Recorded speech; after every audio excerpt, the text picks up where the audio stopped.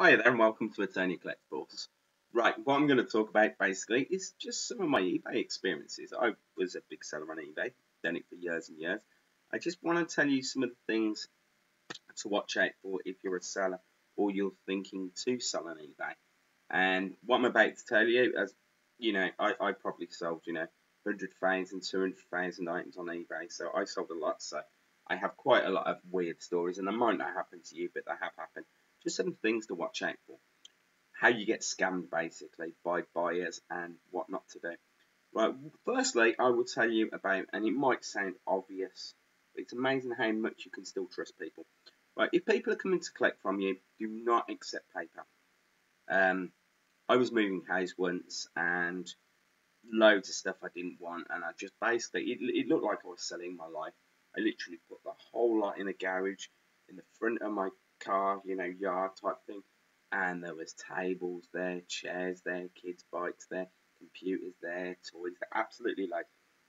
And these car boot people came and they brought everything off me. I think I put it on eBay and it went for about £1,000 the whole lot. It basically looked like a container, like you would on these storage wars and everything. And it went for about £1,000. Anyway, the person paid me on PayPal.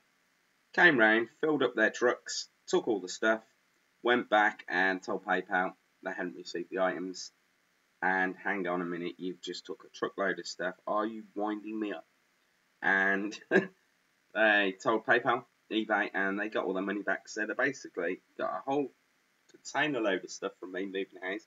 I didn't want to take with me because I was downsizing from basically a huge house which I used to run a business from. So I used to have this massive house and it used to have offices and everything like that in there where we used to do eBay. We used to basically go to auction houses, buy them all, and all my stuff would stay in the garages and stuff like that. So it was a big house and I was just downsizing because I quit eBay and I didn't need a house, and basically my house was like a warehouse and everything. It was huge.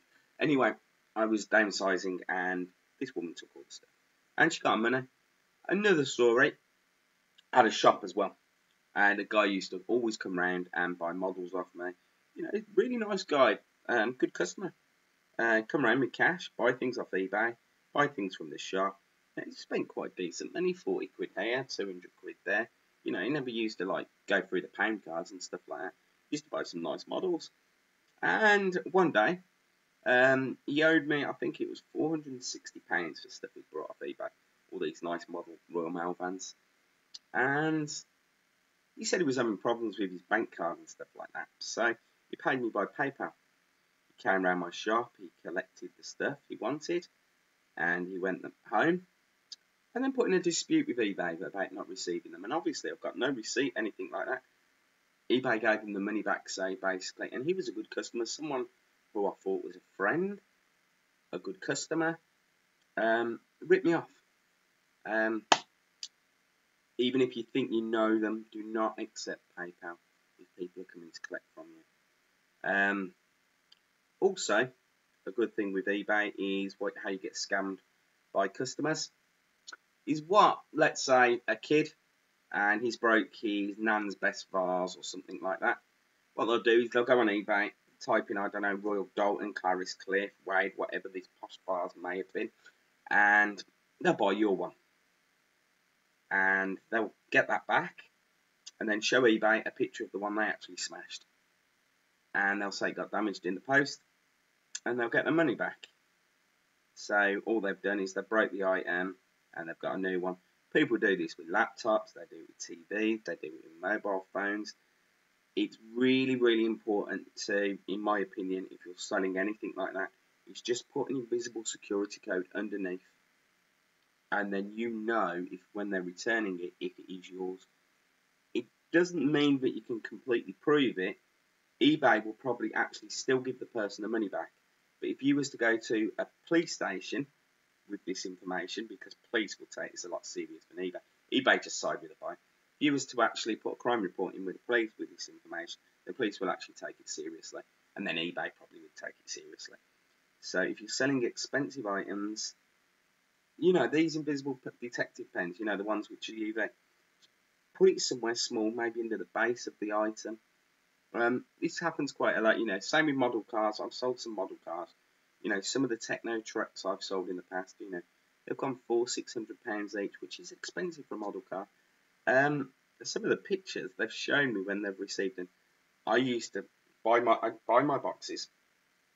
I get used to get all the bubble wrap, everything, you know. My boxes were bulletproof, and to show me it damaged, no, it didn't get damaged. And another thing people do, opening, I used to pack well, and people I know used to break things unwrapping them. Stanley blades, let's say for example, cut it open, rip the item open, and you broke it, and then want a refund for it.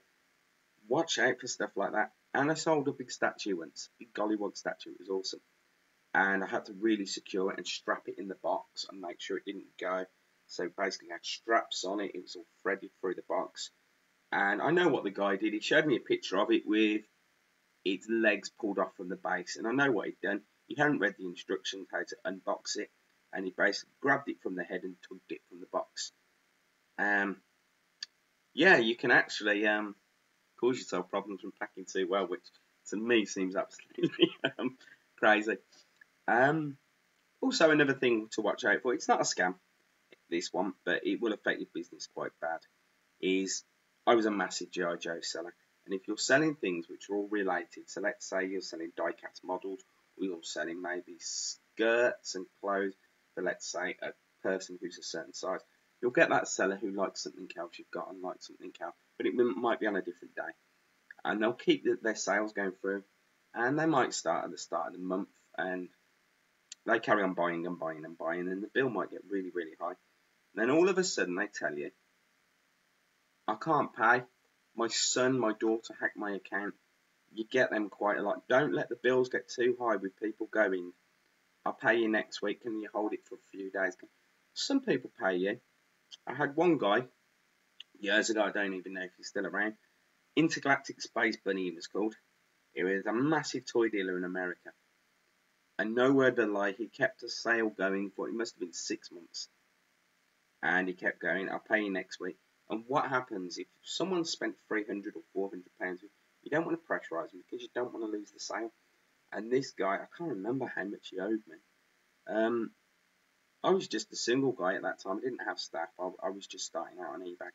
And he owed me, I can't remember how much it was. It was over £6,000. I remember that, which is probably about $10,000. And I'm just a 20-something-year-old lad at that time. You know, that's a lot of money to me. And I don't know how rich the guy was. And what he was trying to do was fill up a storage unit so he could get it on a shipping. And he was doing this to quite a lot of UK dealers. He was trying to get it all in a shipping, so it was easy for him to post. And that really affected my business because my cash flow was really bad.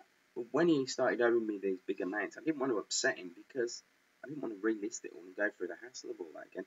So you've got to watch with letting people how long they pay you, which is quite weird. And also, I'll leave this with the last story because I'm just waffling on. The positive feedback and all that type of thing. When I used to be AJ's Toys, I was an absolute control freak with the feedback and stuff like that, you know. If someone got upset or anything like that, blackmail, I'd agree with them every single time. And what that actually did was that affected my business because I think on forums and other people, they were saying, oh, you might as well just, you know, tell him it's broken because he gives you your money back. I never wanted negative feedback. I think I had something stupid like 11 negatives in something like 15 years of doing it. And the negatives I had were bloody ridiculous. Just from people not reading descriptions. Yeah, it used to terrify me getting a negative. But what I've learned, because I do still dabble with eBay even now, I might sell an item a month. I don't. I've got my website and I do other things, you know, Amazon affiliates and stuff like that to make money on YouTube to bring in a little bit of income.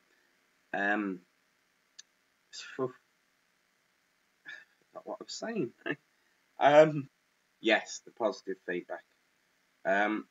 What I found is you get scammed a lot. You know, people telling you, I'll give you negative, you can do this. Do you know what? Let them give you negative feedback. What I found from eBay is if you're selling collectibles or anything like that, it's all about supply and demand. I had my son 6 years ago, and he was very ill. and my eBay account went really bad. It went down to about 92% or something like.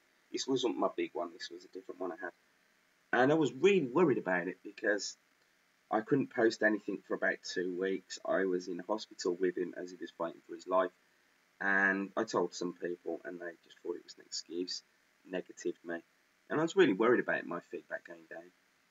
But then when I listed stuff, it didn't actually affect me at all. And most people who looked at the comments and looked at my reply to the comment actually realised that it was the other person who was the jerk. So keep, let people give you negatives. Just put your side of the story. Don't swear. Don't do what. Most people can read. You can't make everyone happy. I get thumbs down on YouTube. Over, maybe a duck. Swimming in a pond. How do you thumb that down? I've seen Ed Sheeran get thumbs down on his music videos, haven't you? You can't please everyone. So, what I can say with eBay is don't let into the threats. If you start being soft to customers who are lying, they'll play you.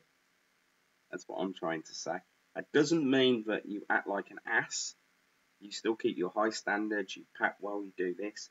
But if they're not happy and you've done the best you can, and the address is written out perfectly, and all that, and you've packed it properly, and they're still moaning, do you know what? Put them on your block list. There is people out there, and I have a website and I have eBay. The complaints I have on my website are virtually nil. I had one item go missing on my website, and that's because the guy put the wrong address. He lived in Brazil and he was buying something, shipping it to an English address, and he got it wrong. And he was hoping he'd get returned back to me, but because he didn't go and sort out. That's it, sorry, he went to the sorting office, and because he'd brought it from Brazil and he got it delivered to his friend's address, or the the names weren't right, so Royal Mail wouldn't let him collect his parcel because of security reasons. Not my fault, though. That's the only problem I've ever had on the website, but this was the buyer's complete fault. And Royal Mail, in the end, God knows what they did with the parcel, but they didn't give it him, and it didn't get returned back to me. It's lost. It was for about £3, a little motorbike. So, yeah, don't put into that. But my website, no complaints. Or just this one, which was this person's. And it weren't a complaint. It was, can you try and find where my item is because I'll give you the wrong address. eBay, I do the pack the same way. I send the same time. List the same. Website, no problems. eBay, you dread, and I'm sure every seller will know, you dread turning your computer on in the morning. If you're someone who sells a lot of items on eBay, you know what I'm talking about. eBay is a massive reason why so many people are anxious. You don't want to turn your computer on and look at the emails. Because how many times, if you're a big eBay seller, is it, oh, thanks, how brilliant. I have got them. I've got people put extra money in my PayPal. They've been that happy, with items and said they've got them too cheap. And we think, very rare you get that. It has happened to me, don't get me wrong. There are some awesome people in the world. But nearly all the time, where's my item? You won it on Monday. It is now Wednesday. You didn't pay till Monday night, and then it's going to get wrapped on Tuesday or Wednesday. Already moaning. Where's my item? What's the point? If you're just reading emails, you're not posting the items, are you? Send the email. I'm just going on. Anyway, please comment. Put your experiences about selling on eBay and some of the scams and just the funny stories you've had. As I say, I've got my website now and I do this and that. Yeah, what a nightmare eBay was. Had some fun though, and it did get me a big house. But I'm glad it's gone. Anyway, thanks for looking. Please like, comment, subscribe. Bye bye.